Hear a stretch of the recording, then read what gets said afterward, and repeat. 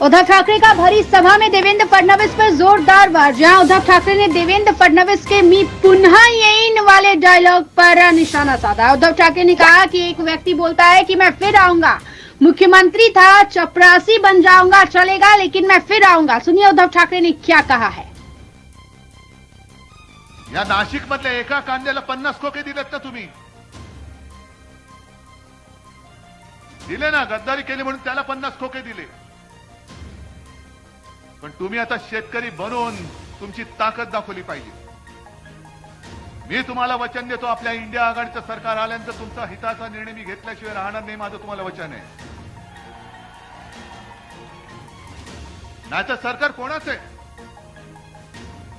मोदी जे काय फिरतात शहनशाह सारखा आणि आमच्यावरती टीका करतात.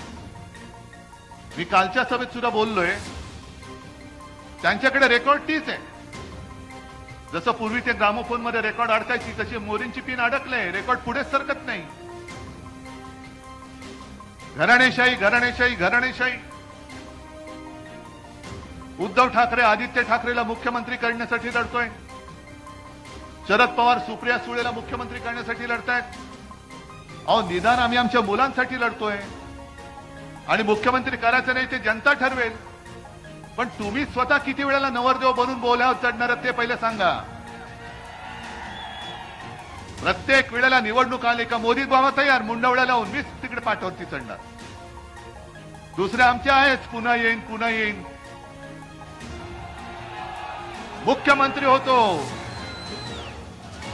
चपरासी झालो तरी चालेल, पण मी पुन्हा येईन.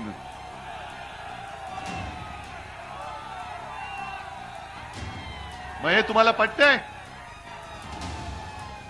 मग आमच्याकडे तुम्ही बोट दाखवता काय आम्ही घराणेशाही केली. आणि मला तर मोदींना मी आज जाहीर आव्हानच देतोय, परत देतोय. मोदी तुम्ही वंशावळ घेऊन या. गेल्या 7 पिढ्यांची मी माझी घेऊन येतो. माझे वडील कोण, माझे आजोबा कोण, आजोबांचे वडील कोण, त्यांचे वडील कोण, त्यांनी काय काय महाराष्ट्रासाठी केले, मी काय करतोय, माझा मुलगा काय करतोय. मोदीजी तुम्ही तुमची वंशावळ घेऊन या आणि दाखवा, एकदा खरी काहीतरी दाखवा. नकली डिग्री सारखी नकली वंशावळ घेऊन येऊ नका. कधीतरी सांगता तुम्ही रेल्वे स्टेशनवरती चहा विकत होतात, कधीतरी सांगता हिमालयामध्ये गेलो होतो, कधीतरी सांगता बांगलादेशच्या स्वातंत्र्य युद्धात होते. वाटेल ते जे तोंडात येईल ते थापा मारतायत. पण आता मात्र आम्ही तुम्हाला थारा देणार नाही, अजिबात देणार नाही. कारण गेल्या 2 वेळेला 14 आणि 19ला आमचीच चूक होती. आणि मी त्याच्यासाठी पूर्ण महाराष्ट्राची माफी मागतोय, तुमची सुद्धा मागतो. कारण 19 साली आणि 14 साली मीच आलो होतो मोदींना मत द्या सांगायला. ही मोठी चूक झाली. कारण ह्यांच्या मनामध्ये जे विष आहे, हे विष आता बाहेर पडलेले. ज्या पद्धतीने त्यांनी माझा घात करण्याचा प्रयत्न केला, सोन्यासारखी माझी शिवसेना, छत्रपतींचा पवित्र भगवा, मोदी तुम्ही त्या भगव्याला कलंक लावलेला, गद्दारीचा कलंक लावलेला आहे. आणि याचा पुरावा या मिंद्यांनीच दिलेला आहे. गेल्या आठवड्यामध्ये मिंद्यांनी त्यांच्या कार्यकर्त्यांसमोर बोलताना सांगितलं, मिंद्यांनी सांगितलं की मी करेक्ट कार्यक्रम केला. आणि मग मोदी आणि शहाना सांगितलं मी माझं काम केलंय, आता पुढचं काम तुम्ही करा. आणि मग मोदीजी आणि शहाजींनी खरी शिवसेना आणि धनुष्यबाण हा आपल्याला दिला. म्हणजे तुमची लायकी नाही. या गद्दारीच्या कटाचे सूत्रधारे मोदी आणि शहा आहेत. हे डोकं न खाजवता दाढी खाजवून बोलल्यामुळे मिंदे खरं बोलून गेलेत.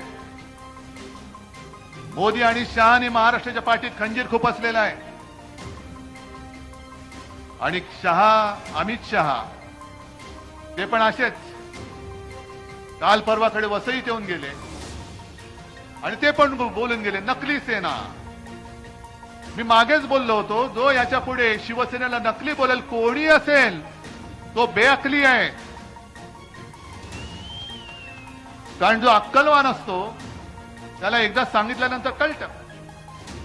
पण ज्याला अक्कलच नसते त्याला किती वेळा म्हणजे गाढवा पुढे वाचली गीता, कालचा गोंधळ बरा होता, म्हणून आम्ही तुमच्या समोर गीता वगैरे काय पठण करणार नाही. जे काय आहे तो माझा महाराष्ट्र आता तुम्हाला तुमच्या भाषेत उत्तर देईल.